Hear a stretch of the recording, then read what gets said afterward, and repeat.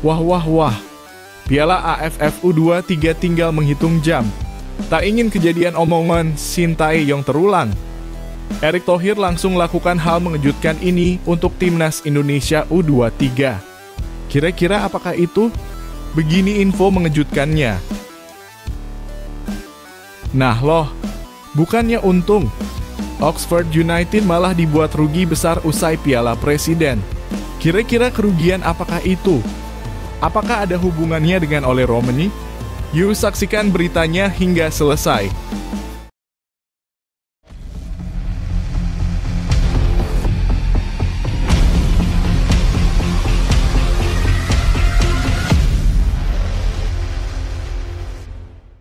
Mohon subscribe channel Timnasku Indonesia agar tidak ketinggalan informasi Timnas Indonesia. Omongan Shin Tae-yong di Piala AFF U23 dibuktikan nanti malam. Benar-benar di luar dugaan. Malam ini Timnas Indonesia U23 akan memulai langkah pertamanya di Piala AFF U23 2025 melawan Brunei Darussalam. Dan momen ini bukan hanya tentang pertandingan semata. Ada nuansa balas dendam emosional yang tak terlihat, namun terasa kuat dari balik semangat Garuda Muda. Laga perdana ini seakan menjadi titik awal pembuktian atas keresahan yang pernah disampaikan Shin Tae-yong tahun lalu, keresahan terhadap keputusan-keputusan wasit yang dinilai merugikan perjuangan skuadnya. Kini Gerald Vandenburg sebagai nahkoda baru berada di persimpangan yang sama, di panggung yang sama, dengan tekanan yang tidak ringan. Akankah sejarah kelam tahun lalu kembali terulang? Kita tentu belum lupa bagaimana panasnya final Piala AFF U23 edisi sebelumnya ketika Timnas Indonesia U23 yang kala itu dilatih Shin Tae-yong harus mengakui keunggulan Vietnam melalui adu penalti.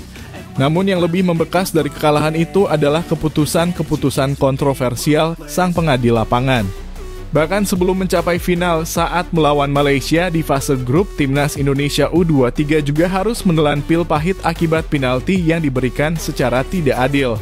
Kader Arol disebut melakukan pelanggaran di luar kotak penalti, namun keputusan wasit justru menghadiahkan penalti untuk Malaysia. Situasi ini membuat suasana pertandingan menjadi berat sebelah sejak awal. Shin Tae-yong secara terbuka meluapkan kekecewaannya setibanya di Jakarta. Saya sampai sekarang masih bingung kenapa wasit menghancurkan pertandingan yang tujuannya baik seperti ini, katanya kala itu. Pernyataan tersebut bukan sekadar kritik, melainkan peringatan keras terhadap otoritas sepak bola Asia Tenggara. Ia menyayangkan turnamen yang seharusnya menjadi ajang berkembang justru ternoda oleh keputusan-keputusan yang berat sebelah. Dan kini peringatan itu terasa semakin relevan bagi Gerald Vandenburg yang akan menjalani turnamen pertamanya sebagai pelatih Timnas Indonesia U23. Vandenburg mungkin belum sepenuhnya memahami kerasnya iklim kompetisi di Asia Tenggara, di mana bukan hanya lawan yang harus dihadapi, tetapi juga tantangan non-teknis seperti keputusan wasit yang bisa mengubah jalannya laga secara drastis. Shin Tae-yong telah lebih dulu merasakannya dan ia menyuarakan kegelisahan itu bukan tanpa sebab. Malam ini laga melawan Brunei bisa menjadi pembuka untuk melihat bagaimana Vandenburg dan timnya mengantisipasi semua aspek pertandingan, baik teknis maupun mental. Tak hanya membawa nama Indonesia, para pemain muda ini juga membawa warisan semangat dari para seniornya yang sempat dikecewakan oleh ketidakadilan. Mereka bukan sekadar bertanding untuk menang, tetapi juga untuk menunjukkan bahwa Indonesia tidak akan pernah menyerah, bahkan ketika dikhianati oleh sistem. Di atas rumput Stadion Utama Gelora Bung Karno malam ini, kita akan melihat lebih dari sekadar sepak bola. Ini adalah panggung pembuktian bahwa pernyataan Shin Tae-yong bukan isapan jempol belaka. Maka dari itu seluruh mata publik akan tertuju pada pertandingan malam ini. Apakah wasit akan kembali membuat keputusan kontroversial? Apakah Timnas U23 akan mampu tetap fokus dan bermain dengan kepala dingin? Yang jelas, satu hal pasti, publik Indonesia tak akan tinggal diam bila ketidakadilan kembali terjadi. Mari saksikan laga ini bersama dan pantau dengan jeli setiap keputusan di lapangan. Jika Anda melihat sesuatu yang tidak wajar atau ingin mengutarakan pendapat Anda, silahkan tulis di kolom komentar. Suara Anda bisa menjadi bagian dari perjuangan panjang untuk menjunjung keadilan dalam sepak bola ASEAN.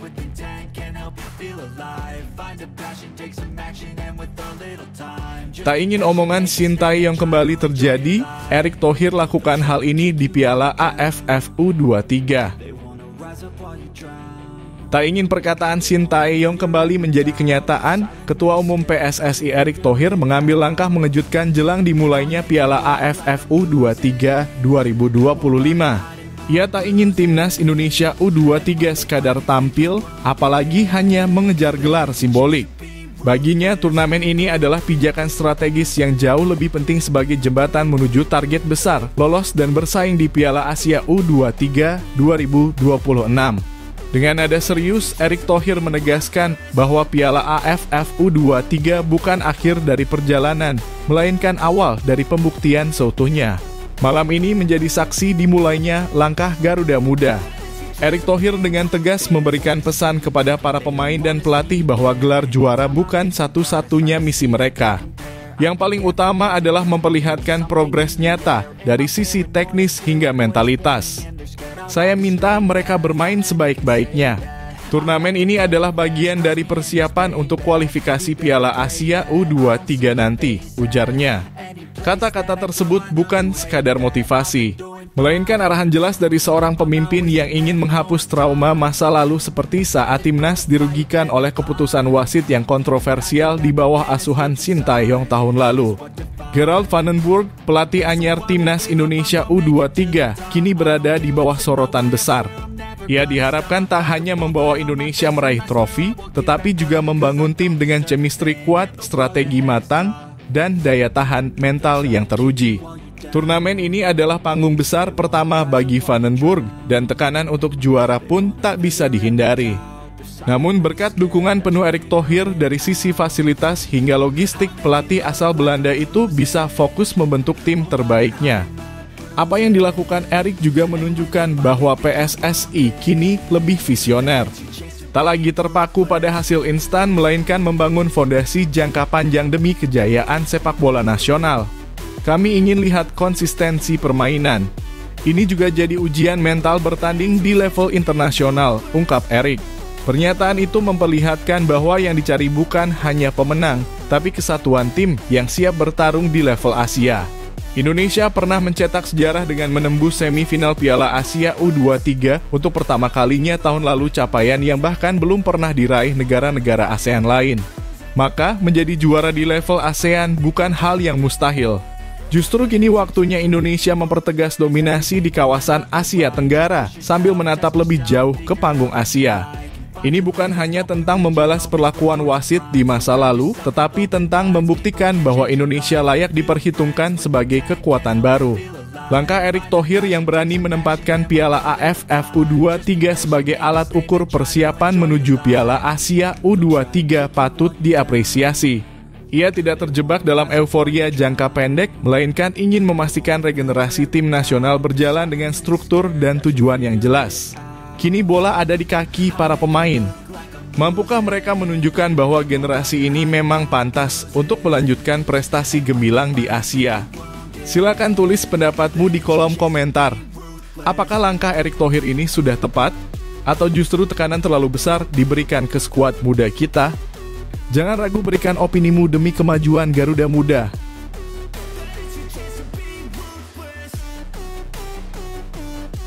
Pemain termuda timnas Indonesia di Piala AFF U23.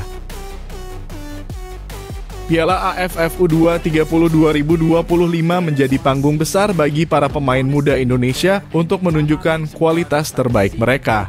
Dari 23 nama yang resmi dipilih oleh pelatih Gerald van den Burg, satu sosok mencuri perhatian bukan hanya karena kemampuannya, tapi juga karena usianya yang paling muda di antara pemain lainnya. Ia adalah Alvarez Buffon, bek serba bisa milik Borneo FC yang baru berusia 19 tahun. Meskipun usianya paling belia, Buffon tampil penuh percaya diri di tengah deretan pemain yang rata-rata sudah menginjak usia 20 hingga 22 tahun. Buffon bukan nama asing bagi para penggemar sepak bola nasional.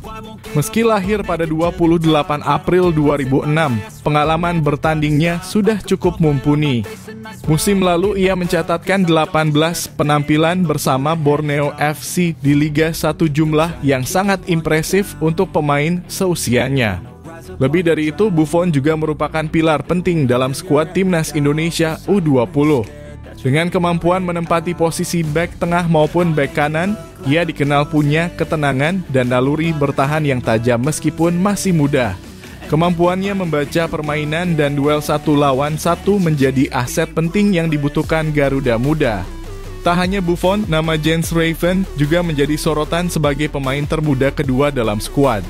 Pemain yang baru saja direkrut oleh Bali United ini lahir di Dordrecht, Belanda pada 12 Oktober 2005. Berpostur 189 cm, Raven adalah tipe penyerang yang bisa menjadi mimpi buruk bagi lini belakang lawan. Ketika memperkuat timnas U20, Raven tampil konsisten sebagai penyerang utama dan menunjukkan ketajamannya di berbagai laga internasional. Kini bersama Buffon, ia diharapkan menjadi bagian dari generasi emas yang akan membawa Indonesia bersinar tidak hanya di tingkat ASEAN, tetapi juga di Asia. Langkah pelatih Gerald van den Burg untuk tetap memasukkan dua pemain muda dalam skuad utama menunjukkan kepercayaan besar terhadap potensi jangka panjang keduanya.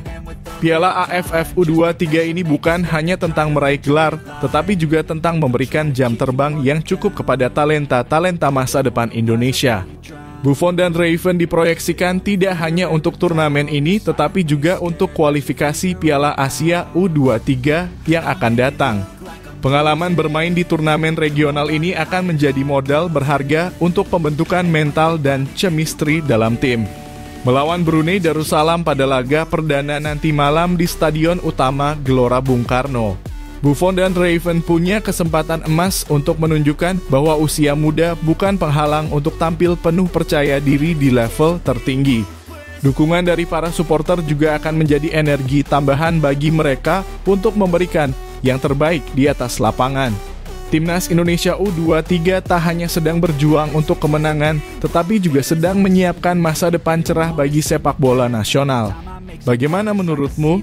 Apakah Buffon dan Raven mampu menjawab kepercayaan yang diberikan pelatih van den Burg? Apakah pemain muda seperti mereka memang layak menjadi tulang punggung timnas ke depan? Yuk, tulis pendapatmu di kolom komentar. Suaramu penting untuk mendukung dan membangun masa depan sepak bola Indonesia.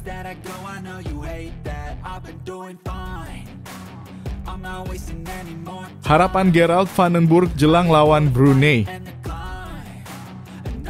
Gerald van den Burg akhirnya akan menjalani laga debutnya sebagai pelatih kepala timnas Indonesia U23. Sebuah momen penting yang tak hanya menentukan langkah awal Garuda Muda di Piala AFF U23 2025, tetapi juga menjadi panggung bagi van den Burg untuk menunjukkan arah baru yang ia bawa sejak dipercaya memimpin tim ini. Laga pertama melawan Brunei Darussalam yang digelar Selasa malam 15 Juli 2025 di Stadion Utama Gelora Bung Karno (SUGBK) menjadi titik awal perjalanan tersebut. Meski lawan yang dihadapi tergolong tidak diunggulkan, van den Burg tetap menaruh harapan besar bukan hanya kepada para pemainnya, tapi juga kepada para pendukung setia sepak bola Indonesia. Pelatih asal Belanda itu dengan jujur mengungkapkan keinginannya agar supporter Indonesia memenuhi stadion dan memberikan semangat langsung kepada para pemain muda. Tentu saya berharap ada banyak penonton yang hadir, sekarang kami harus fokus kepada pertandingan, ujarnya. Ucapan tersebut bukan sekadar permintaan biasa. Ia tahu betul bahwa atmosfer stadion yang penuh dukungan bisa menjadi energi tambahan luar biasa bagi para pemain, apalagi untuk mereka yang baru pertama kali tampil di turnamen level internasional. Sebagai pelatih baru, van den Burg sangat ingin menyatu dengan kultur sepak bola Indonesia yang dikenal fanatik dan penuh gairah. Namun harapan itu sempat diragukan akan terwujud dalam laga perdana melawan Brunei. Di atas kertas, Brunei memang bukan lawan yang sepadan bagi Indonesia dan hal ini berpotensi membuat animo penonton tidak sebesar laga-laga melawan rival kuat seperti Malaysia atau Filipina. Tapi van den Burg menanggapi hal tersebut dengan bijak. Ia lebih memilih untuk fokus pada timnya sendiri ketimbang mengkhawatirkan kekuatan lawan. Saya tidak tahu sama sekali tentang Brunei. Menurut saya lebih baik memikirkan diri sendiri dan semoga kami bisa bermain dengan baik, ungkapnya. Pernyataan tersebut menunjukkan bahwa van den Burg tak ingin timnya terjebak dalam rasa percaya diri berlebihan. Justru ia menanamkan sikap profesional dan fokus untuk selalu tampil maksimal, siapapun lawannya. Ia sadar bahwa turnamen ini adalah ajang yang tidak hanya mengukur kemampuan teknis pemain, tapi juga konsistensi, mental bertanding, dan kerja sama tim. Harapan untuk tampil maksimal di laga perdana menjadi sangat penting agar bisa membangun momentum positif menuju pertandingan berikutnya yang akan lebih berat seperti melawan Filipina dan Malaysia. Apalagi laga melawan Malaysia pada 21 Juli mendatang diprediksi akan menyedot perhatian besar publik karena rivalitas panjang yang sudah tertanam dalam sejarah sepak bola kedua negara. Untuk itu, kemenangan meyakinkan melawan Brunei bukan hanya penting untuk poin, tapi juga sebagai modal mental. Vandenberg sangat berharap bahwa dukungan publik akan mulai terasa sejak laga pertama, bukan hanya saat pertandingan besar. Ia ingin melihat para supporter datang tidak hanya untuk hasil akhir, tapi juga sebagai bentuk dukungan terhadap proses pembentukan generasi emas sepak bola Indonesia. Kini semua mata tertuju pada bagaimana racikan taktik dan pendekatan Vandenberg di laga perdananya. Apakah ia mampu membangun chemistry cepat dalam tim? Apakah Buffon, Raven, dan para pemain muda lainnya mampu menjawab ekspektasi dengan performa meyakinkan? Laga malam ini akan memberikan gambaran awal terhadap masa depan Garuda Muda di bawah nakoda baru. Menurut kalian, apakah harapan Gerald Vandenberg akan terwujud? Akankah Stadion GBK dipenuhi dukungan supporter meski melawan tim sekelas Brunei? Yuk, tulis pendapatmu di kolom komentar dan tunjukkan semangatmu untuk mendukung Timnas Indonesia U23.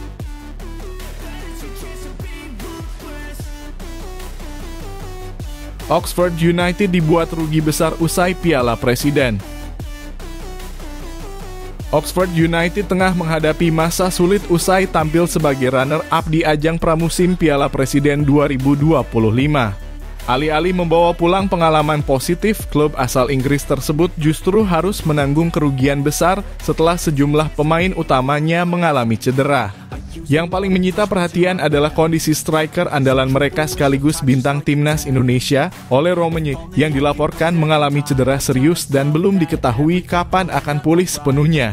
Pelatih Oxford United, Gary Rowett, mengonfirmasi bahwa total ada 4 hingga 5 pemain yang mengalami cedera usai mengikuti turnamen yang digelar di Indonesia itu. Selain Ole Romenyi, nama-nama seperti Marcelino Ferdinand dan Brian de Keersmaker juga turut masuk dalam daftar pemain cedera. Hal ini tentu menjadi kabar yang mengecewakan mengingat turnamen ini sejatinya hanya merupakan ajang pemanasan menjelang musim kompetisi resmi, namun justru berdampak besar terhadap kebugaran para pemain. Dalam laga final melawan Port FC yang berlangsung di Stadion Sijalak Harupat, Oxford sempat unggul lebih dulu lewat gol cepat Thomas Mark Harris di menit ke-8. Namun, keunggulan itu tidak mampu dipertahankan. Tim asal Thailand tersebut berhasil membalikan keadaan melalui gol-gol dari Terasak Poipkimai dan Brian Perea Vargas. Kekalahan itu membuat Oxford hanya bisa puas sebagai finalis, dan lebih parahnya lagi, mereka harus membayar mahal kekalahan tersebut dengan cedera para pemain kuncinya. Cedera yang dialami oleh Ole Romenyi disebut cukup parah. Rowett belum bisa memastikan seberapa lama waktu yang dibutuhkan sang pemain untuk kembali ke lapangan. Ya, kami tidak tahu secara pasti waktu yang dibutuhkan dalam kurung untuk kembali, kelihatannya cedera Ole agak buruk, ungkap Rowett. Sang pelatih mengaku sangat terpukul kehilangan striker utama mereka di fase penting menjelang dimulainya musim kompetisi di Inggris. Tidak hanya Oxford yang dirugikan, Timnas Indonesia pun kehilangan salah satu tumpuan utamanya di lini depan. Romenyi dikenal sebagai penyerang yang memiliki pergerakan cerdas dan insting gol tinggi. Ia merupakan pemain kunci dalam misi Timnas Indonesia untuk lolos ke Piala Dunia 2026. Cedera ini jelas menjadi pukulan bagi pelatih Shin Tae-yong yang harus segera mencari alternatif di posisi tersebut. Saya yakin tim nasional juga pasti merasa kehilangan dalam kurung oleh ujar Rowett, seraya mengkritik keras tackle kasar yang menyebabkan cedera sang pemain.